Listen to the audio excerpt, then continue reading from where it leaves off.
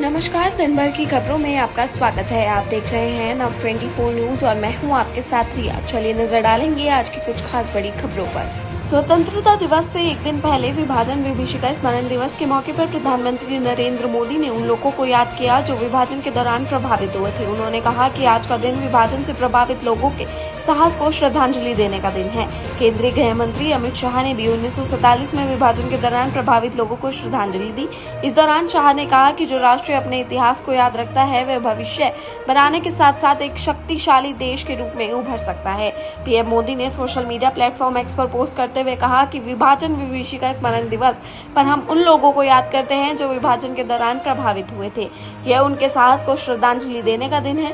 विभाजन के दौरान कई लोग प्रभावित हुए, उन्हें अपना जीवन फिर से शुरू करना पड़ा। आज हम अपने राष्ट्र में एकता और भाईचारे के बंधन की रक्षा करने की अपनी प्रतिबद्धता को दोहराते हैं।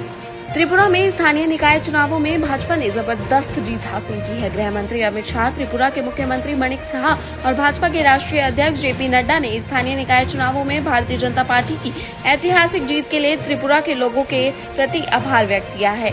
एक अधिकारी ने बताया कि त्रिस्तरीय पंचायत चुनावों में 97% सीटों पर जीत दर्ज की है। भाजपा ने ग्राम पंचायतों, पंचायत समितियों और जिला परिषदों की 71% सीटों पर निर्विरोध जीत हासिल की है। शेष 29% सीटों के लिए मतदान हाल ही में 8 अगस्त को हुआ था और मतगणना मंगलवार को समाप्त हो गई। त्रिस्तरीय पंचायत चुनावों में सत्तारूढ़ भाजपा ने राज्य के कई निर्वाचन क्षेत्रों में निर्णायक जीत हासिल की है।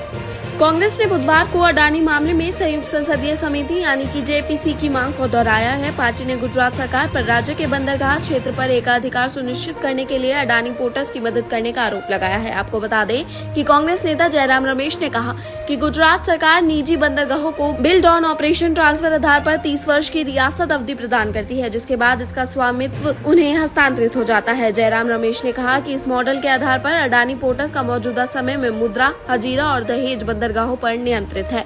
उन्होंने दावा किया कि लोकसभा चुनाव 2024 से पहले अडानी पोर्ट्स ने गुजरात मैरीटाइम बोर्ड से इस रियासत अवधि को 45 साल से बढ़ाकर 75 वर्ष तक करने की अपील की थी।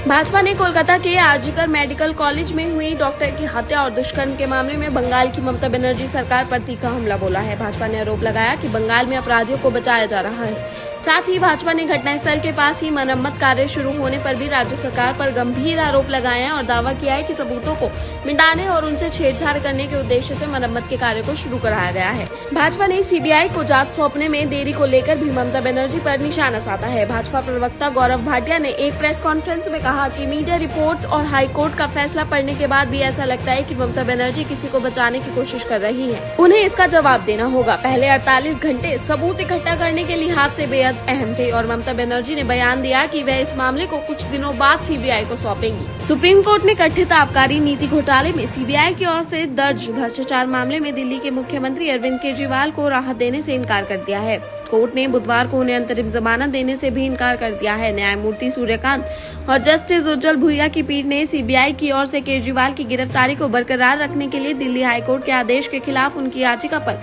जांच एजेंसी को नोटिस जारी किया है। पीठ ने केजरीवाल की ओर से पेश वरिष्ठ अधिवक्ता अभिषेक मनु सिंघवी से कहा कि हम कोई अंतरिम जमानत नहीं दे रहे हैं, हम नोटिस जारी करेंगे। इस मामले पर अगली सुनवाई के लिए 23 अगस्त की तारीख तय की गई है।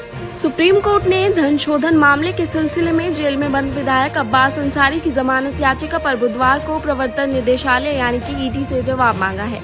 अब्बास अंसारी गैंगस्टर से नेता बने और पूर्व विधायक मुख्तार अंसारी के बेटे हैं। मुख्तार अंसारी की कुछ महीने पहले ही जेल में मौत हो गई थी। जस्टिस MM सुंदरेश और न्यायमूर्ति संदीप मेहता ने ईडी को नोटिस जारी किया और अब्बास अंसारी की जमानत खारिज करने के लिए इलाहाबाद हाईकोर्ट के आदेश को चुनौती देने वाली उनकी अपील पर जवाब मांगा है। सपा नेताओं में गुटबाजी और आपसी खींचतान जग जाहिर है। मंगलवार को लखनऊ में पार्टी के राष्ट्रीय अध्यक्ष अखिलेश यादव के सामने सपाइयों में खूब घमासान हुआ, एक दूसरे की पोल खोल दी, गंभीर आरोप लगाए गए। लोकसभा चुनाव में हार का ठीकरा एक दूसरे पर फोड़ा गया। अखिलेश यादव ने भी नाराजगी जताई और कहा कि और बेहतर ढंग से अगर चुनाव लड़ाया जाता तो जीत होती।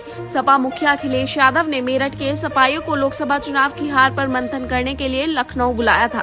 साथ ही मुजफ्फरनगर के मीरापुर विधानसभा चुनाव में होने वाले उपचुनाव की तैयारी को लेकर हिदायत देनी थी। इसमें सपा विधायक, पूर्व व वर्तमान जिला अध्यक्ष, राष्ट्रीय व प्रदेश स्तर पदाधिकारी आदि शामिल हुए। राष्ट्रपति द्रौपदी मुर्मू 78वें स्वतंत्रता दिवस की पूर्व संध्या पर बुधवार को देश को संबोधित करेंगी। राष्ट्रपति भवन ने मंगलवार को एक बयान में ये जानकारी दी है। बयान में कहा गया है कि संबोधन शाम 7 बजे से आकाशवाणी के पूरे राष्ट्रीय नेटवर्क और दूरदर्शन के सभी चैनलों पर हिंदी और अंग्रेजी संस्करण में प्रसारित किया जाएगा। दूरदर्शन पर राष्ट्रपति के संबोधन का प्रसारण हिंदी और अंग्रेजी में किया जाएगा। उसके बाद दूरदर्शन के क्षेत्रीय चैनलों पर क्षेत्रीय भाषाओं में इसका प्रसारण किया जाएगा। ऐसी ही तमाम खबरों के लिए देखते रहिए NOW 24 न्यूज और इस चैनल को सब्सक्राइब करें और इस वीडियो को जरूर लाइक करें।